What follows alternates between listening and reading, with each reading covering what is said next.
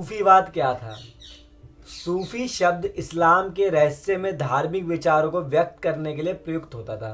तो सूफी जो शब्द था, मोहम्मडन जो होते हैं, इस्लाम धर्म के जो होते हैं, उनके धर्म के विचारों को व्यक्त करने के लिए यूज होता था। ये 11वीं शताब्दी तक पूर्ण विकसित आंदोलन का रूप ले चुका था, और जब 11वीं शताब्दी आई तो ये पूर्ण विकसित आंदोलन का रूप भी ले चुका था।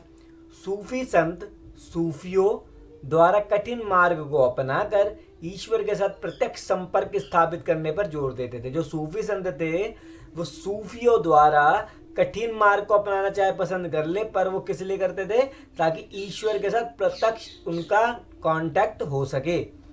सूफीवाद अथवा रहस्यवाद, तो सूफीवाद बोलो या रहस्यवाद, दोनों की बात एक ही है।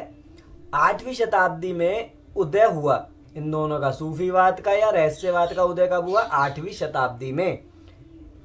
तथा शुरुआती सूफियों में रबिया अल अदवई, अलजुनैद तथा बयाजीद बस्तमी का नाम उभर कर आता है।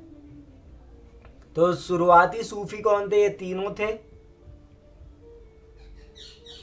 सूफीवाद का मूल आधार ईश्वर, मनुष्य तथा उन दोनों के मध्य जो संबंध है वह है प्रेम। तो सूफीवाद मानता था कि ईश्वर और मनुष्य को मानता था, और मानता ये था उनके बीच का जो मध्य का संबंध क्या है, वो सिर्फ एक प्रेम है, वो है प्यार। उनका मानना है कि इंसान का उदय रूह यानी कि आत्मा, कुर्बत, देवी निकटता तथा हलूल, देवी रूप में मिलाप के सिद्धांतों से हुआ। वो मानते थे इंसान का उदय इंसान बना कैसे? आत्मा से, देवी निकटता से, देवी रूप में मिलाप से, और इंसान और खुदा के रिश्तों से ही प्रेम और इंसान और खुदा का जो रिश्ता था उसी से पवित्र प्रेम तथा खुदा का समर्पण यानी कि फना अस्तित्व में आए थे। प्रेम भी सामने आया और फना भी। ऐसे लोगों को सूफी कहा जाता था जिनका हृदय पवित्र होता था। अब जिनका हृदय पवित्र माना जाता था उनको क्या कहता था? सूफी। तथा जो अपनी तपस्या तथा खुदा को पाने के लिए प्रेम के सिद्धांतों के द्वारा खुदा से वार्तालाप करते थे। और ऐसे लोगों को भी जो अपनी तपस्या तथा खुदा को पाने के लिए प्रेम के सिद्धांतों के द्वारा खुदा से वार्तालाप करते थे, कि मतलब प्यार दिखाते थे लोगों के प्रति, तो खुदा से वो क्या करते थे? वार्तालाप। मुरीद का मतलब होता था शिष्य।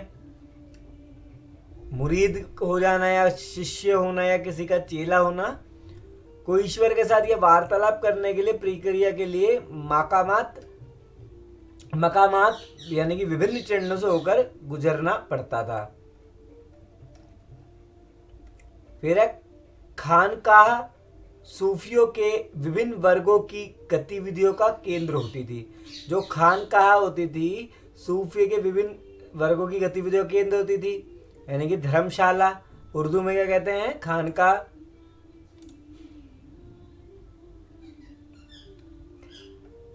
खानकाह शेख, पीर या मुर्शिद यानी कि शिक्षक द्वारा संचालित होती थी, जो अपने मुरीदों के साथ रहा करते थे।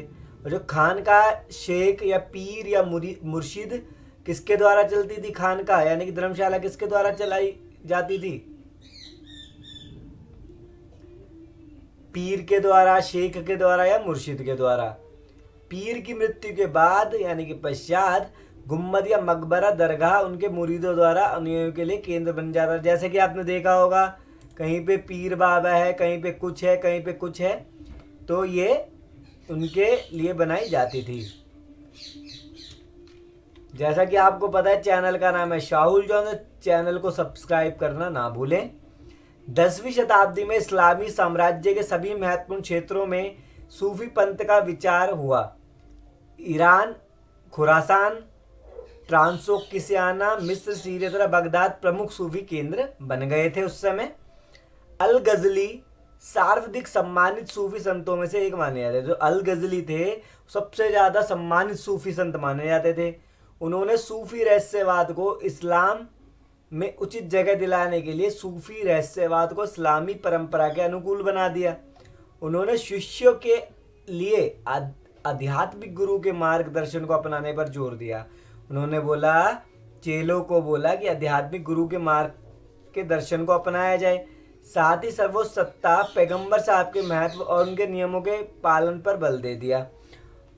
उन्होंने बोला सर्वोच्च सत्ता किसके हाथ में है? पैगंबर साहब के हाथ में है, उनके नियमों का पालन करना है।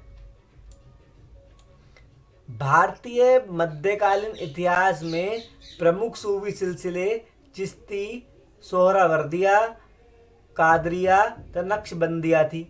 तो ये क्या थी? सूफी सिलसिले। सल्तनत काल में चिश्ती तथा सोहरावर्दी सिलसिले लोकप्रिय थे। ठीक है, तो सल्तनत काल में चिश्ती और सोहरावर्दी सिलसिले लोकप्रिय थे। पंजाब और सिंध में जहां सोहरावर्दी सक्रिय थे, वहीं चिश्ती दिल्ली, राजस्थान तथा गंगा के पश्चिमी क्षेत्रों में प्रेम का संदेश फैला रहे थे।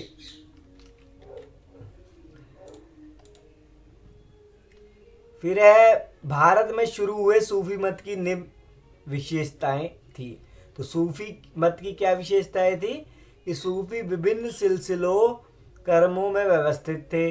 इनमें से अधिकतर सिलसिलों की शुरुआत प्रसिद्ध सूफी संतों या पीरों ने की थी। उनके नाम पर ये चलते थे तथा शिष्य उनका अनुसरण किया करते थे। सूफियों का मानना था कि खुदा की प्राप्ति के लिए आध्यात्मिक गुरु या पीर की आवश्यकता होती थी। पीर अपने शिष्यों के साथ खानकाह में रहते थे, यानी कि धर्मशाला में।